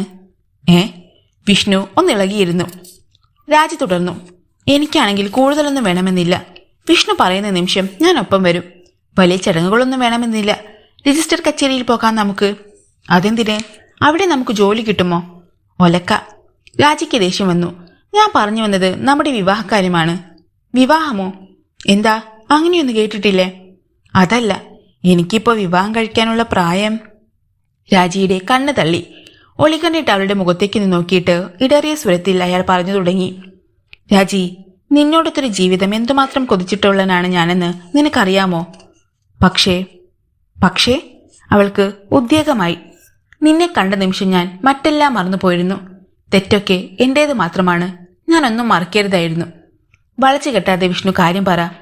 എന്റെ ജാതകം എഴുതിയിരിക്കുന്ന ജോത്സ്യൻ പറഞ്ഞത് 40 വയസ്സിന് മുമ്പ് ഞാൻ വിവാഹിതനായാൽ ആദ്യ രാത്രി അവസാനിക്കും മുമ്പ് പാമ്പ് കടിയേറ്റ് ഞാൻ മരിക്കുമെന്നാണ്. വിഷ്ണു, ഇനി കേൾക്കാനുള്ള കരുത്തില്ലാതെ രാജി കാതുകൾ പൊത്തി. താൻ പറഞ്ഞത് ഏറ്റെന്ന് വിഷ്ണുവിന് ഉറപ്പായി. അയാൾ ബാക്കി കൂടി പറഞ്ഞു. എനിക്ക് 40 വയസ്സാകണമെങ്കിൽ ഇനി 10 വർഷങ്ങൾ കൂടി കഴിയണം. ഈശ്വര, മറ്റാർക്കും ഇങ്ങനെയൊരു വിധി നൽകല്ലേ. ഈ 10 വർഷങ്ങൾ കാത്തിരിക്കണമെന്ന് ഞാൻ രാജിയോട് പറയില്ല. അതെന്റെ സ്വാർത്ഥതയാകും. സാരമില്ല, ഇനി ഈ ജന്മത്തിൽ എനിക്കൊരു വിവാഹം വേണ്ട. അല്ലാതെ തന്നെ ജീവിക്കാൻ എനിക്ക് നിന്റെ ഓർമ്മകൾ മാത്രം മതി. രാജി തരളിതയായി. വിഷ്ണു, വേണ്ട, ഒന്നും പറയണ്ട. 10 വർഷം കാത്തിരിക്കാമെന്നായിരിക്കാം രാജി പറയുവാൻ പോകുന്നത്. ഞാൻ സമ്മതിക്കില്ല. ഈ യൗവനവും സൗന്ദര്യവും നഷ്ടപ്പെടുത്താനുള്ളതല്ല. രാജി ഒരു വിവാഹം ചെയ്ത് കുട്ടികൾ ഭർത്താവുമൊക്കെ ജീവിക്കുന്നത് എനിക്ക് കാണണം. എന്റെ അവസാനത്തെ ആഗ്രഹമാണിതെന്ന് കരുതിക്കൊള്ളൂ. രാജി കരഞ്ഞുപോയി. വിഷ്ണു ആശ്വാസത്തോടെ നിശ്വസിച്ചു. രേഖ കാപ്പിയുമായി വന്നു. സംസാരിച്ച ക്ഷീണം മാറുവാൻ അയാൾ ആർത്തിയോടെ കാപ്പി വെടിഞ്ഞി. ഗുഡ് മോർണിംഗ് രംഭ. ശബ്ദം കേട്ടാണ് ഓടുന്നതിനിടയിൽ അവൾ തിരിഞ്ഞു നോക്കിയത്. അവൾക്ക് വിശ്വസിക്കാൻ കഴിഞ്ഞില്ല. തൊട്ടു പിന്നാലെ ഓടി വരികയാണ് വിഷ്ണു. അറിയാതെ അവളുടെ വേഗത കുറഞ്ഞു. അയാൾ ഓടി ഒപ്പമെത്തി. തോക്കുമായി വന്നവർ പിടിച്ചുകൊണ്ടുപോയിട്ട്? അവൾക്ക് ചോദിക്കാതിരിക്കാൻ കഴിഞ്ഞില്ല. അതോ? അയാൾ ചിരിച്ചു. അവർക്കെന്നെ ഹോഴ്സ് റേസിൽ പങ്കെടുപ്പിക്കണമായിരുന്നു. കുറെ കാലം കൊണ്ട് ശ്രമിക്കുന്നതാ. എനിക്ക് നേരമില്ലെന്ന് പറഞ്ഞ് ഒഴിഞ്ഞു മാറി നടന്നതാ. അവസാനം അട്ടകൈ പ്രയോഗമാണ് നടത്തിയത്. തോക്കു ചൂണ്ടി മത്സരിപ്പിക്കുക. എന്നിട്ട് ഫസ്റ്റ് പ്രൈസ് വിഷ്ണുവിന് കിട്ടിയോ? അത് ശരി. അപ്പൊ എന്റെ പേരൊക്കെ മനസ്സിലാക്കി അല്ലേ? അവൾ നാണത്തോടെ ചിരിച്ചു. മത്സരത്തിന്റെ കാര്യം പറഞ്ഞില്ല. അതെന്ത് പറയാൻ? ഏത് മത്സരത്തിൽ പങ്കെടുത്താലും പ്രൈസ് വിഷ്ണുവിന് തന്നെ. നമുക്ക് ടെന്നീസ് കളിക്കണ്ടേ? എന്തിനാ ടെന്നീസ് ആക്കുന്നത്? നമുക്ക് അച്ഛനും അമ്മയും കളിക്കാമല്ലോ. അയാൾ പിറുപിറുത്തു. എന്താ പറഞ്ഞത്? ഞാൻ എപ്പോഴേ തയ്യാറാണെന്ന് പറയുകയായിരുന്നു. ആ. ദിവസങ്ങൾ ചിലത് കഴിഞ്ഞു. ഇപ്പോൾ എന്നും രാവിലെ വിഷ്ണുവർദ്ധനും രംഭയും ഒന്നിച്ചാണ് ഓട്ടം. തന്റെ ഒഴിവുകൊണ്ട് അയാളെ വീഴ്ത്തിക്കാൻ കഴിഞ്ഞു. വൈകുന്നേരങ്ങളിൽ പാർക്കിലും ക്ലബിലും ഐസ്ക്രീം പാർലറുകളൊക്കെ അവർ ഒന്നിച്ചു പോയി തുടങ്ങി. മുത്തുറാം പറഞ്ഞിട്ടാണ് വിഷ്ണു അവളുമായി എടുത്തതെങ്കിലും ആ കാര്യമൊക്കെ അയാൾ മറന്നു കഴിഞ്ഞു. ഇപ്പോൾ തന്റെ സ്ഥിര കാമുകിമാരെ പോലെ അവളെയും ഒന്ന് അടുത്തറിഞ്ഞതിനു ശേഷം ഒരു നിശ്ചിത അകലത്തിൽ മാറ്റി നിർത്തുവാൻ അയാൾ ഉറച്ചു കഴിഞ്ഞു. ഒരു പെണ്ണിന്റെ ഒപ്പം എത്ര കാലമാ? രംഭയാണെങ്കിൽ അപായ പ്രേമത്തിലുമാ. വിഷ്ണുവില്ലാതെ ഒരു നിമിഷം കഴിയുന്നതിനെക്കുറിച്ച് ചിന്തിക്കാൻ പോലും ആകില്ല എന്നാണ് അവളുടെ ഭാഷ്യം. നാളെ എന്റെ ബർത്ത്ഡേ ആണ്. I C. അയാൾ ചുറ്റും നോക്കി. പാർക്കിലെ ആളൊഴിഞ്ഞ ഭാഗത്ത് ഒരു മരച്ചൂട്ടത്തിലായിരുന്നു അവർ. ഞാൻ എന്ത് സമ്മാനമാണ് തരേണ്ടത്? എന്തും. പറഞ്ഞു തീരും മുമ്പ് അയാൾ അവളെ പിടിച്ചമർച്ച് ആ ചുവന്ന തൊടുത്ത അതരങ്ങളിൽ അമർത്തി ചുംബിച്ചു. ഷോ, അവൾ പുളഞ്ഞുപോയി. ഇത് അഡ്വാൻസ്. ബാക്കി നാളെ. വീട്ടിൽ വെച്ചൊരു ഡിന്നറുണ്ട്. വിഷ്ണു തീർച്ചയായും വരണം. സോറി, എനിക്ക് നാളെ വൈകിട്ട് അത്യാവശ്യമായി മൈസൂർ വരെ പോകണം. അതുകൊണ്ട് നാളെ ഇതേ നേരത്ത് നമ്മൾ ഇവിടെ വെച്ച് കാണുന്നു. എന്റെ സ്നേഹസമ്മാനം ഞാൻ ഇവിടെ വെച്ച് തരും. Okay dear. യാത്ര പറഞ്ഞ് വിഷ്ണു ബൈക്കിനടുത്തെത്തുമ്പോൾ ഒരു മനുഷ്യനടുത്ത് വന്ന് ഒരു കവർ ഏൽപ്പിച്ചിട്ട് പോയി. വിഷ്ണു അത് തുറന്നു. ഒരു ചെറിയ കടലാസ്. ഇന്ന് രാത്രി എന്റെ അടുത്തെത്തണം. മുത്തുറ. വിഷ്ണു കത്ത് കീശയിൽ തിരുകി ബൈക്കിൽ കയറി. രാത്രി. ഒരു ബാഗുമായാണ് വിഷ്ണു മുത്തുറാമിന്റെ താവളത്തിലെത്തിയത്. ബൈക്ക് നിന്നപ്പോൾ തന്നെ മുന്നിൽ വാതിൽ തുറക്കപ്പെട്ടു. അവിടെയൊക്കെ ഷോർട്ട് സർക്യൂട്ട് വീഡിയോ ക്യാമറകളുണ്ടെന്ന് അയാൾക്ക് മനസ്സിലായി. തുറന്ന വാതിൽക്കൽ ഒരു മനുഷ്യൻ പ്രത്യക്ഷപ്പെട്ടു. ഒന്നും പറയാതെ അയാൾ അകത്തേക്ക് ചെന്നു. ഒപ്പം അവിടെയുണ്ടായിരുന്ന മനുഷ്യനും കൂടി. പഴയ വിശാലമായ ഹാൾ. വിഷ്ണു കസേരയിലിരുന്നു. മുന്നിലെ വലിയ സ്ക്രീനിൽ മുത്തുറാമിന്റെ മുഖം തെളിഞ്ഞു. ഇത്ര വേഗം വിഷ്ണു അവളെ വീഴ്ത്തുമെന്ന് ഞാൻ കരുതിയില്ല. അയാൾ ചിരിച്ചു. ഇതാണോ ആനക്കാര്യം എന്ന ഭാവത്തിൽ വിഷ്ണു അങ്ങനെയിരുന്നു. മുത്തുറാം തുടർന്നു. നാളെ അവളുടെ ബർത്ത്ഡേ അല്ലേ? വിഷ്ണു സമ്മാനം കൊടുക്കണം. ഞാനത് ഇവിടെ ഒരുക്കി വെച്ചിട്ടുണ്ട്. അല്ല, ഇടയ്ക്കൊന്ന് ചോദിക്കട്ടെ, മുത്തുറാം എന്തിനാ എന്റെ മുന്നിലിങ്ങനെ ഒളിച്ചു കഴിയുന്നത്? നേരിൽ വന്നുകൂടെ? അതോ? അയാൾ ഒരു നിമിഷം ആലോചിച്ചു. നാളെ സമ്മാനം കൊടുത്തിട്ടാവാം. എന്താ? ഓക്കെ. പക്ഷേ വിഷ്ണു മനസ്സിൽ പറഞ്ഞതെങ്ങനെയാണ്? ഗൗഡയുടെയും മറ്റും അരികിലേക്ക് നിന്നെ ഞാൻ വിടുമെടാ കഴിവരുടെ മോനെ. എന്റെ ജബ്ബാറിനെ കൊന്ന് അമേരിക്കയിൽ നിന്ന് കൊണ്ടുവന്ന ശവശരീരവുമായി മുങ്ങിയത് നീയാണെന്ന് എനിക്കറിയാം. ഒരാൾ വർണ്ണക്കടലാസുകളിൽ പൊതിഞ്ഞ ചെറിയൊരു സമ്മാനവുമായി വിഷ്ണുവിന്റെ മുന്നിലെത്തി. വാങ്ങിക്കോളൂ. മുത്തുറാമിന്റെ നിർദ്ദേശം.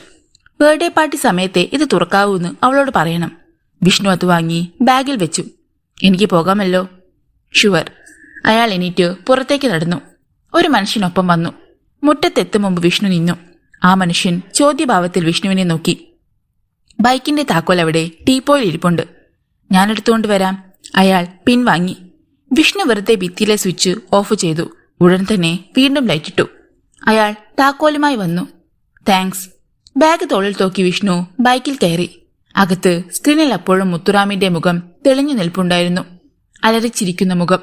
ഉന്മത്തിനെ പോലെ അയാൾ അലറി പറയുന്നു. ആ പൊതിയിൽ ബോംബാണെന്ന് അവൻ അറിയില്ല. ഇനി അതിനുള്ളിൽ എന്താണെന്നറിയാൻ അവനത് തുറന്നു നോക്കിയാൽ.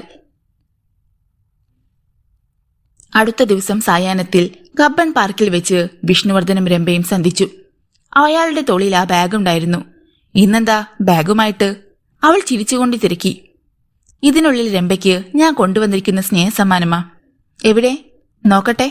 അവൾ കൈ നീട്ടി. വേണ്ട, ഇപ്പോ തുറന്നാൽ ഇതിന്റെ സസ്പെൻസ് നഷ്ടമാകും. അതുകൊണ്ട് ബർത്ത്ഡേ പാർട്ടി സമയത്തെ ഇത് തുറക്കാവൂ. കുറച്ചകലെ ചില കണ്ണുകൾ ഇരുവരെയും ശ്രദ്ധിക്കുന്നുണ്ടായിരുന്നു. ബാഗ് വിഷ്ണു അവളെ ഏൽപ്പിക്കുന്നത് കണ്ടപ്പോൾ ആ കണ്ണുകളിൽ വല്ലാത്തൊരു തിളക്കമുണ്ടായി. അധിക നേരം മലയെ ചിലവഴിക്കാതെ ഇരുവരും എണീറ്റു. ബർത്ത്ഡേ പാർട്ടിയുള്ളതിനാൽ രംഭയ്ക്ക് നേരത്തെ വീട്ടിലെത്തിയേ പറ്റൂ. രാത്രി വിഷ്ണുവർദ്ധൻ മുത്തുറാമിന്റെ താവളത്തിലെത്തി. അയാളെ കത്ത് അവിടെ ടെമ്പോ വാൻ കിടപ്പുണ്ടായിരുന്നു. സാബിന്റെ അരികിലേക്ക് പോകണമെങ്കിൽ വാനിൽ കയറണം, കണ്ണുകൾ കെട്ടണം. അല്ലാതെ ആരെയും അവിടേക്ക് കൊണ്ടുപോകാറില്ല. വാനിന്റെ അരികിൽ നിന്നിരുന്ന മനുഷ്യൻ പറഞ്ഞു. ഒരു നിമിഷം ചിന്തിച്ചിട്ട് വിഷ്ണുവർദ്ധൻ സമ്മതം മൂളി. 15 മിനിറ്റോളം യാത്രയ്ക്ക് ദൈർഘ്യമുണ്ടായിരുന്നു. വിഷ്ണുവിനെ വാനിൽ നിന്ന് പുറത്തിറക്കി. ഒരു ലിഫ്റ്റിൽ കയറ്റുന്നതൊക്കെ അയാൾ അറിയുന്നുണ്ടായിരുന്നു. 1/2 മിനിറ്റ് കഴിഞ്ഞു കാണും. അവർ പുറത്തിറങ്ങി. വിഷ്ണുവിന്റെ കണ്ണിന്റെ കെട്ടഴിഞ്ഞു. വിഷ്ണു കണ്ണു തുറന്ന് ചുറ്റും നോക്കി. തൊട്ടുമുന്നിൽ മുത്തുറാം. മൊട്ടത്തലയിൽ പതിയെ തലോടിക്കൊണ്ട് മുത്തുറാം വിഷ്ണുവർദ്ധന്റെ മുഖത്തു നോക്കി ചിരിച്ചു. വിഷ്ണുവർദ്ധൻ, വർഷങ്ങൾക്ക് ശേഷം പുറംലോകത്തുള്ള ഒരാൾ എന്നെ നേരിൽ കാണുന്നത് ഇതാദ്യമായാണ്. ഈ ഒരു കണ്ടുമുട്ടൽ അനിവാര്യമാണെന്ന് എനിക്ക് തോന്നി. അതുകൊണ്ട് തന്നെയാണ് നിന്നെ ഇവിടേക്ക് കൊണ്ടുവരാൻ ഞാൻ സമ്മതിച്ചത്. വിഷ്ണു ഒന്നും മിണ്ടാതെ മുത്തുറാമിനെ തന്നെ നോക്കിയിരുന്നു. ഒറ്റ നോട്ടത്തിൽ ഒരു ഗറില്ലയുടെ ഭാവം.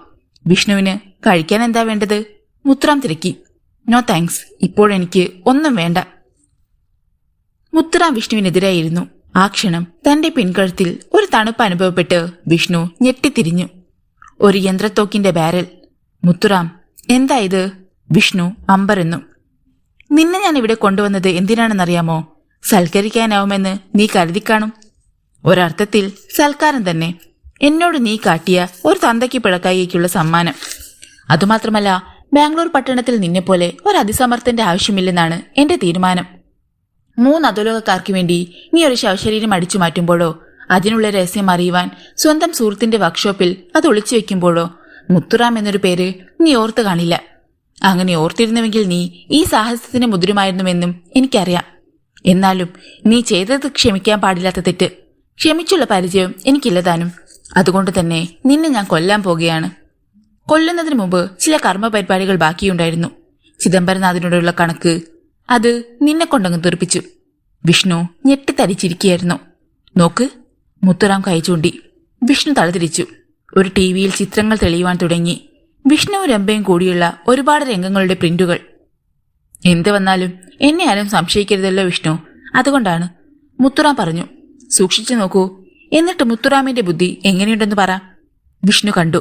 ബാഗും തോളിൽ തൂക്കി തടക്കുന്ന താൻ, അതിനുള്ളിലേക്ക് രംഭയ്ക്കുള്ള സമ്മാനപ്പൊതി വെക്കുന്ന താൻ, പിന്നെ അത് രംഭയ്ക്ക് കൈമാറുന്നു. നിനക്ക് വല്ലതും പിടികൊട്ടിയോടാ വിഷ്ണു? നാളെ ഈ കാസറ്റ് ഞാൻ പുറത്തിറക്കും. അതിൽ കാണുന്ന ചിത്രങ്ങളിലൂടെ ചിദംബരനാഥിന്റെ വീട്ടിലെ കൂട്ടക്കുരുതി കാരണക്കാരൻ നീയാണെന്ന് എല്ലാവരും വിധിയെഴുതും. കൂട്ടക്കുരുതിയോ? ആ, അത് പറഞ്ഞില്ലല്ലോ. നീ അവർക്ക് കൊടുത്ത ആ സമ്മാനപ്പൊതി ലഡുവാണെന്ന് കരുതിയോ? അല്ലടാ മോനെ, അല്ല. അതിനകത്ത് ബോംബാ. ഞെട്ടണ്ട. മുത്തുറാം വയർലെസ് എടുത്തു. ചുമ്മാ ബോംബല്ല. ഞാൻ ഇതിന്റെ ഒരു സ്വിച്ച് അമർത്തുമ്പോൾ റേഡിയോ തരംഗങ്ങൾ ആ ബോംബിലെത്തും. ഡിം. അത് പൊട്ടിത്തകരും. ചിദംബരനാഥിന്റെ കെട്ടിടത്തിന്റെ ഒരു ഇഷ്ടിക പോലും ബാക്കി കാണില്ല. ഇനി മറ്റൊരു ഗുണം കൂടിയുണ്ടതിൽ. ഞാൻ സ്വിച്ച് അമർത്താതെ തന്നെ അത് പൊട്ടും.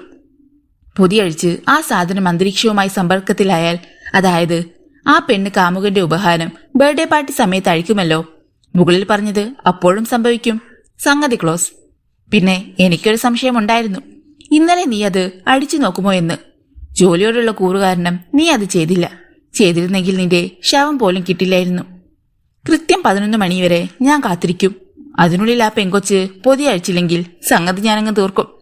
വിഷ്ണു അറിയാതെ വാച്ച് നോക്കി. 10:30. ഇനി അരമണിക്കൂർ. എന്റെ കാസറ്റ് കിട്ടിക്കഴിയുമ്പോൾ നിന്നെ തേടി പോലീസ് ബാംഗ്ലൂർ അരിച്ചു പെറുക്കും.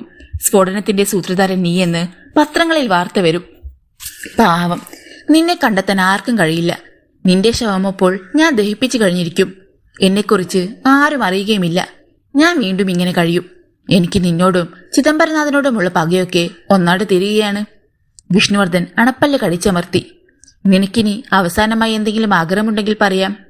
വിഷ്ണു മുത്തുറാമിന്റെ കണ്ണുകളിൽ നോക്കി. ഒരു കാര്യം അറിഞ്ഞാൽ കൊള്ളാം.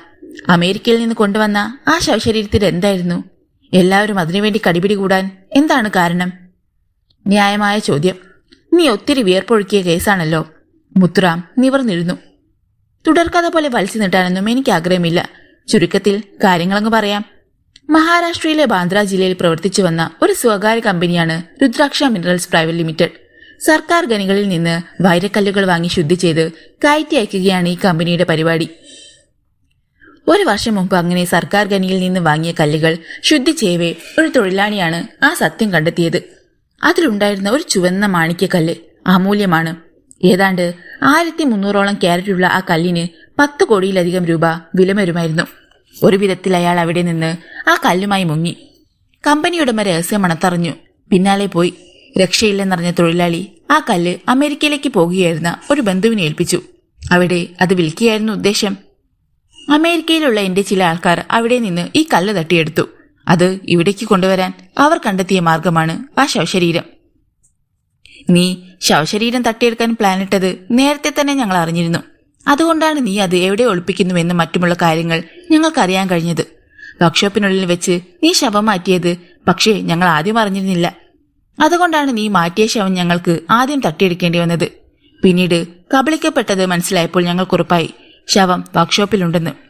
ഇത്രയും വിലയുള്ള ആ മാണിക്യക്കല്ല് ഒന്ന് കാണണമെന്ന് വിഷ്ണുവിന് തോന്നി. അയാൾ തന്റെ ആഗ്രഹം മുത്തുറാമിനെ അറിയിച്ചു. നിന്റെ ഒടുക്കത്തെ ആഗ്രഹമല്ലേ? മരിച്ചു ചെല്ലുമ്പോൾ ഈ അപൂർവ സാധനം കണ്ടിട്ടില്ല എന്ന കാരണത്താൽ നരകത്തിൽ പോയാ നീ എന്നെ ശപിച്ചാലോ? മുത്തുറാം എണീറ്റു. വിഷ്ണുവിന്റെ പിന്നിൽ നിൽക്കുന്ന തോക്കുധാരിയോട് പറഞ്ഞു, സൂക്ഷിച്ചോണം, മഹാകള്ളനാ, അനങ്ങിയാൽ പുകച്ചു കളഞ്ഞേക്ക്. മുത്തുറാം മുറിവിട്ടുപോയി. 5 മിനിറ്റിനുള്ളിൽ മടങ്ങിയെത്തി. അപ്പോൾ അയാളുടെ കയ്യിൽ ഒരു വർണ്ണക്കടലാസിൽ പൊതിഞ്ഞ ചുവന്ന മാണിക്യക്കല്ലുണ്ടായിരുന്നു. ഹോ! വിഷ്ണുവിന്റെ കണ്ണുകൾ അതിൽ തന്നെ തറഞ്ഞു നിന്നു. 100 സൂര്യന്മാരുടെ പ്രഭയെ വെല്ലുന്ന മാണിക്യം. നോക്കട്ടെ? വേണ്ടടാ, ഇതേ തൊട്ടുള്ള കളി വേണ്ട. മുത്തുറാം അത് കീശയിൽ തുരുകി. സമയം 10:50. ഇതുവരെ നിന്റെ കാമുകി സ്നേഹസമ്മാനം തുറന്നിട്ടില്ലടാ. നോക്കാം എവിടെ പോവുമെന്ന്. എന്റെ കൈകൊണ്ട് തന്നെ നശിക്കണമെന്നായിരിക്കും ചിദംബരനാഥിന്റെ തലയിൽ എഴുതിയിരിക്കുന്നത്. പോട്ടടാവേ, ആ പെങ്കൊച്ചിന്റെ കൂടെ നിനക്കും അങ്ങേ ലോകത്തെത്താമല്ലോ. പിന്നെന്താ? നിമിഷങ്ങൾ എഴിഞ്ഞു. മുത്തുറാം വയർലെസ് എടുത്ത് കയ്യിൽ വെച്ചു. വിഷ്ണു ഇടം കണ്ണിട്ട് നോക്കി. നോക്കണ്ടടാ, അവിടെ നീ നനങ്ങിയാൽ കാമുകിയേക്കാൾ മുമ്പേ നീ അങ്ങെത്തും. മര്യാദയ്ക്കിരുന്നാൽ കാമുകിയും മറ്റും മരിച്ചുവെന്നറിഞ്ഞ് മനസ്സമാധാനത്തോടെ നിനക്കും കണ്ണടയ്ക്കാം. സമയം 11 മണി. നോക്കടാ വിഷ്ണു. മുത്തുറാം വയർലെസ് ഉയർത്തി. വേണ്ട, അരുത് മുത്തുറാം. അയാൾ ഉച്ചത്തിൽ ചിരിച്ചു. പോടാ. ഒപ്പം വയർലെസ്സിലെ സ്വിച്ചിൽ വിരലമർത്തി. വയർലെസ്സിൽ ഒരു ചുവന്ന ബൾബ് മിന്നി. കഴിഞ്ഞു. മുത്തുറാം ഗർജിച്ചു. ചിദംബരനാഥും അവന്റെ അത്താഴം വടിച്ചു നോക്കാനെത്തിയ ബാംഗ്ലൂരിലെ വമ്പന്മാരും ക്ലോസ്. പെട്ടെന്ന് ഫോൺ ശബ്ദിച്ചു. നോക്കടാ വിഷ്ണു, ആ ഫോൺ ശബ്ദിക്കുന്നത് എന്തിനാണെന്നറിയാമോ? ചിദംബരനാഥിന്റെ വീട്ടിൽ എത്ര ശവശരീരങ്ങൾ വീണുവെന്നറിയിക്കാൻ. നിനക്കറിയണ്ടേ ശവങ്ങളുടെ കണക്ക്? മുത്തുറാം റിസീവർ എടുത്തു. വിഷ്ണുവിന്റെ ചുണ്ടിൽ ഊറി വന്ന ചിരി അയാൾ കണ്ടില്ല. ഒരു നിമിഷം. തലയ്ക്ക് മുകളിൽ ഒരു സർപ്പം കൊത്തിയതുപോലെ അയാൾ ഞെട്ടിപ്പോയി. My God! നിലവിളിയായി ശബ്ദം പുറത്തു വന്നു. വിഷ്ണു കൗതുകപൂർവ്വം അയാളെ തന്നെ നോക്കി നിൽക്കുകയായിരുന്നു. എന്താ മുത്തുറാം, ആരും മരിച്ചില്ലേ? അയാൾ തിരുക്കി. പറയടാ, ഞാൻ തന്ന സമ്മാനം നീ എവിടെ വെച്ചു? അതാണല്ലോ രമ്പയ്ക്ക് കൊടുത്തത്. കള്ളം പറയുന്നോടാ റാസ്കൽ. മുത്തുറാം വിഷ്ണുവിനെ അടിച്ചു. അയാൾ തെന്നി മാറി. ഒപ്പം ഇടത് കൈമുട്ടുകൊണ്ട് തോക്കുമായി നിന്നവന്റെ മുഖത്തിടിച്ചു. തോക്ക് പിടിവെട്ടി വീണു. അയാൾ പിന്നോട്ട് വേച്ചുപോയി. അവസരം കളയാതെ തോക്ക് തൊഴിച്ചെറിഞ്ഞ് വിഷ്ണു കുതിച്ചുയർന്നു. മുത്തുറാമിന്റെ നെഞ്ചിലും താടിയിലും ഒരുപോലെ തൊഴിയേറ്റു. അയാൾ പതറിയെന്ന് മനസ്സിലാക്കിയ വിഷ്ണു പൊടുന്നനെ 2 കൈകളും ലംബമാക്കി. മുത്തുറാമിന്റെ ഇരുഭാഗത്തെയും വാരിയലുകൾക്കിടയിൽ കടാര പോലെ കൈകൾ ഇടിച്ചിറങ്ങി. അമ്മോ! നിലവിളിച്ചു പോയി അയാൾ.